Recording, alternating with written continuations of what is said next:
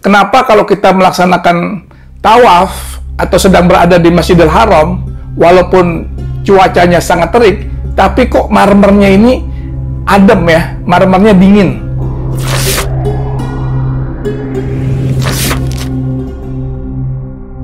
Kisah di balik marmer penyerap panas yang ada di Masjid Al-Haram di Makkahul Mukarramah dan Masjid An-Nabawi di Madinah Al-Munawwarah yang membuat kita penasaran. Bagi kita yang pernah melaksanakan ibadah umroh atau haji, pasti kita sering bertanya-tanya, kenapa kalau kita melaksanakan tawaf atau sedang berada di Masjidil Haram, walaupun cuacanya sangat terik, tapi kok marmernya ini adem ya, marmernya dingin ya. Ini kenapa? Jadi ini ada kisah di balik marmer penyerap panas yang ditulis oleh ilmuwan yang sangat luar biasa, yaitu Dr. Zaghloul Al-Najjar. Beliau ini seorang ilmuwan bumi yang berasal dari Mesir. Alhamdulillah, pada tahun 2007 saya pernah bertemu dengan beliau dalam sebuah acara pertemuan ilmuwan muslim sedunia yang diadakan di Makkah Al-Mukarramah, yaitu Nadwah Al-Hajj Al-Kubra atau Grand Hajj Conference di Makkah. Alhamdulillah, saya sangat beruntung sekali bisa kenal dan bertemu dengan Dr. Zaghloul Al-Najjar ini dan sempat berdiskusi juga dengan beliau. Jadi beliau menulis tentang kisah di balik marmer anti panas ini. Bagi kita yang pernah melaksanakan umroh atau haji, mungkin kita penasaran. Di tengah teriknya panas matahari ya di sekitar Ka'bah, kok marmernya itu yang kita injak itu terasa dingin ya dan sejuk. Banyak yang bertanya-tanya seperti itu. Mengapa kok lantai Masjidil Haram dan Masjid Nabawi ini tidak panas? Meskipun pada saat itu ataupun cuaca panasnya sampai bisa mencapai 50 derajat Celcius, tapi marmer yang kita injak itu terasa sejuk, terasa dingin. Maka banyak asumsi-asumsi lahir ya. Ada yang mengatakan bahwa sebenarnya itu katanya di bawahnya itu ada AC pendingin ya, sehingga AC itu menjadikan marmer ini menjadi dingin ya, menjadi sejuk. Akan tetapi, fakta sebenarnya bahwa lantai-lantai tersebut terbuat dari marmer termahal dan terbagus yang ada, yaitu tipe Thasos dari daerah Yunani. Kerajaan Saudi sengaja membelinya untuk mencukupi lantai-lantai dua masjid suci ini dan halamannya. Semua itu demi kenyamanan jamaah haji dan umroh. Pasalnya, marmer tipe Thasos ini mampu menyerap kelembaban pada malam hari serta memantulkan terik matahari yang begitu panas ya, yang menyengat. Jadi itulah rahasianya mengapa lantai-lantai di dua masjid suci ini, Masjid Al-Haram di Mekah dan Masjid An-Nabawi di Madinah, tetap adem dan sejuk meskipun kita berjalan di bawah terik mentari tanpa alas kaki. Ini adalah termasuk di antara nikmat dari Allah bagi tamu-tamunya. Jadi marmer jenis Thasos ini adalah marmer yang sangat istimewa. Marmernya putih kayak susu dan bagus sekali. Dan kalau kita injak itu terasa sejuk. Tapi tahukah kita siapa orang yang pertama kali merencanakan atau memakai marmer ini untuk dipakai di seluruh dua masjid ini, Masjid Al-Haram dan Masjid An-Nabawi? Jadi dia adalah seorang insinyur dan arsitek Mesir yang lebih suka menjauh dari pusat perhatian publik, tidak diketahui oleh banyak orang. Beliau bernama Muhammad Kamal Ismail. Beliau wafat tahun 2008 dalam usia 100 tahun. Beliau dilahirkan pada tahun 1908 dan wafat pada tahun 2008 yang lalu. Beliau ini menolak menerima bayaran untuk desain teknik dan pengawasan arsitekturalnya dari kedua masjid itu, meskipun ya pada saat itu Raja Fahad dan perusahaan kontraktor Bin Laden menyiapkan dana untuk membayar berapapun yang dia tuliskan di dalam selembar cek, tapi beliau menolak. Jadi Muhammad Kamal Ismail ini adalah seorang yang sangat luar biasa, ya. Beliau itu seorang yang termuda dalam sejarah Mesir yang memperoleh ijazah sekolah menengah. Beliau juga seorang yang termuda yang mendaftar di Royal School of Engineering dan menjadi wisudawan termuda. Dan beliau pun seorang termuda yang dikirim ke Eropa untuk mendapatkan 3 gelar doktor dalam arsitektur Islam. Muhammad Kamal Ismail ini, beliau kan tidak mau dibayar. Ketika dia ditawari, disiapkan dana untuk membayar oleh kontraktor Bin Laden atau Raja Fahad, beliau tidak mau menerimanya. Dan ketika Kamal mengembalikan cek kosongnya itu, dia mengatakan kepada Bakar Bin Laden yang menjadi kontraktor dari Masjid Al-Haram, ya, di Makkah.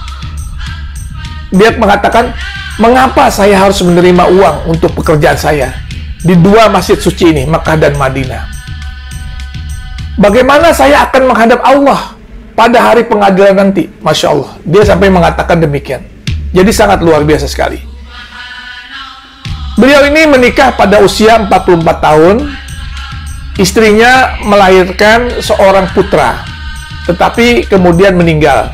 Dan setelah itu ia pun tetap melajang, ya, dan mengabdikan seluruh waktunya hanya untuk beribadah kepada Allah, dan sampai akhir wafatnya pada tahun 2008.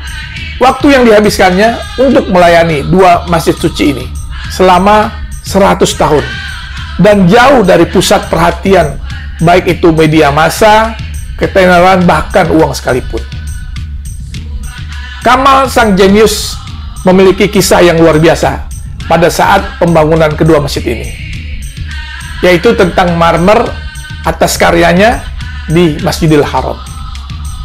Ia ingin menutupi lantai Masjidil Haram bagi mereka yang melakukan tawaf, dan marmer ini berfungsi khusus untuk menyerap panas, dan adanya hanya di gunung kecil di Yunani. Saat itu Kamal, panggilannya, melakukan perjalanan ke Yunani dan menandatangani kontrak untuk membeli marmer dalam jumlah yang banyak untuk Masjidil Haram, yakni hampir setengah dari gunung marmer itu dibelinya untuk menutupi tempat tawaf di Masjidil Haram dan juga di lantai-lantai Masjidil Haram. Nah, ia menandatangani perjanjian dan kembali ke Mekah sampai marmer putih itu tiba di Mekah. Kemudian ia pun memulai dan mengawasi proyek pemasangan marmer putih di lantai Masjidil Haram itu sampai selesai. Setelah 15 tahun kemudian, pemerintah Saudi memintanya kembali untuk menggunakan jenis marmer yang sama agar dipasang di Masjid An-Nabawi di Madinah. Ketika raja meminta untuk menggunakan jenis marmer yang sama untuk Masjidil Haram, beliau bingung. Kenapa? Karena hanya ada satu tempat di bumi ini yang terdapat marmer jenis ini, yaitu di Yunani. Dan kata beliau, saya ini sudah membeli setengah dari deposit marmer yang ada di gunung tersebut. Maka beliau pun pergi ke perusahaan yang sama di Yunani dan bertemu dengan pimpinannya, CEO-nya dari perusahaan tersebut, dan bertanya marmer tersebut tentang deposit marmer yang tersisa dari 15 tahun yang lalu. CEO atau pimpinan dari marmer tersebut menjelaskan bahwa setengah dari deposit marmer itu telah mereka jual, ya, segera setelah Kamal pergi 15 tahun yang lalu. Jadi setengahnya udah dijual. Nah, beliau pun menjadi amat sedih pada saat itu, dan Kamal meninggalkan pertemuan, dan ketika meninggalkan kantor mereka, dia bertemu dengan sekretaris kantor marmer itu dan meminta untuk mencari informasi, ya, keberadaan orang yang telah membeli daripada sisa deposit daripada setengah gunung marmer itu. Maka sekretaris kantor mengatakan bahwa hal itu akan sulit diketahui jika tidak membuka arsip, karena proses bisnisnya udah lama, udah 15 tahun.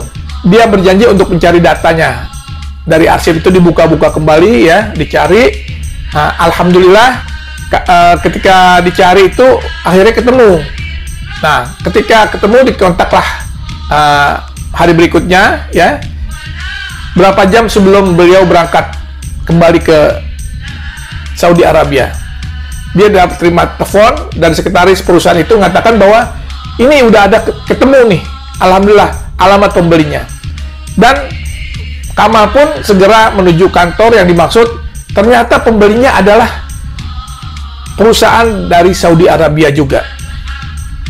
Nah, kemudian beliau terbang kembali ke Saudi pada hari yang sama, dan pada saat kedatangan dia langsung dari airport langsung menuju ke tempat kantor perusahaan tersebut dan bertemu dengan direkturnya. Dia pun bertanya kepadanya bagaimana kondisi marmer yang dia beli 15 tahun yang lalu dari Yunani. Direktur itu mengatakan dia nggak ingat karena udah terlalu lama. Namun dia segera menghubungi bagian stok, ya, dari perusahaan itu dan bertanya kepada mereka tentang marmer putih dari Yunani itu. Dan mereka mengatakan kepadanya bahwa semua marmer masih ada dan tidak pernah digunakan. Allahu Akbar. Oleh karena itu sangat surprise bagi insinyur Kamal ini. Beliau menangis, ya, sejadi-jadinya menangis dan merasa bersyukur, ya. Selanjutnya menceritakan kepada pemilik atau direktur dari perusahaan itu tentang apa yang akan dilaksanakan. Maka ketika dia menyodorkan cek kosong, ya, tanpa menulis besaran nilai transaksinya kepada pemilik marmer dan memintanya menuliskan sejumlah yang diinginkan, berapapun harganya akan diberikan. Ketika pemilik marmer tahu bahwa marmer itu untuk dipakai buat Masjid Nabawi di Madinah, maka dia berkata, saya tidak akan menerima 1 rial pun. Allah lah yang membuat saya membeli marmer ini dan melupakannya. Itu artinya marmer ini memang sudah ditakdirkan oleh Allah harus digunakan untuk Masjid Nabawi. Masya Allah. Jadi itulah dibalik kisah marmer penyerap panas yang ada di Masjidil Haram yang membuat kita tahu jadinya tentang hal ini. Jadi sahabat sekalian, alhamdulillah kita tahu dari kisah marmer anti panas ini yang ada di Masjid Al-Haram dan di Masjid Nabawi adalah arsiteknya adalah dari seorang ilmuwan dari Mesir, Muhammad Kamal Ismail, yang wafat pada tahun 2008 dalam usia 100 tahun.